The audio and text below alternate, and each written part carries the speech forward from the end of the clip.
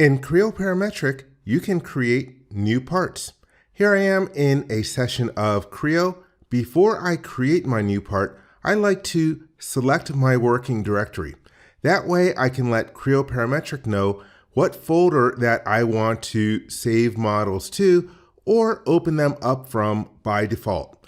Let me select the working directory, and then to create my new part, I can click on the new icon. From the tooltip, you can see that the keyboard shortcut is Control-N. Also, you can use the new icon from the quick access toolbar. Let's click on New. That opens up the new dialog box. The button for Part is selected by default. Also, the subtype is set to Solid.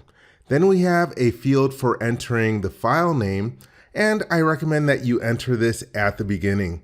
I'm going to enter in a combination of numbers and letters corresponding to my company's part numbering scheme. And then in the field for common name, this is where you could use real words to explain what this part is, and you can search on these real words in your product data management system. Now that I have the common name filled out, there is a checkbox for Use Default Template. At a lot of companies, you will use your default template.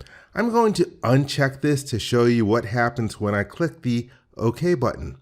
Here we have the New File Options dialog box. Here are a bunch of different model templates provided by PTC, and the default selection is 4 inches. Let's say that I wanted to use the metric system instead. I'm going to use the default template for a millimeter Newton seconds unit system. It's a part model that is the solid subtype, and I'm going to select the one for absolute accuracy. Everything else here is good. I will click the OK button.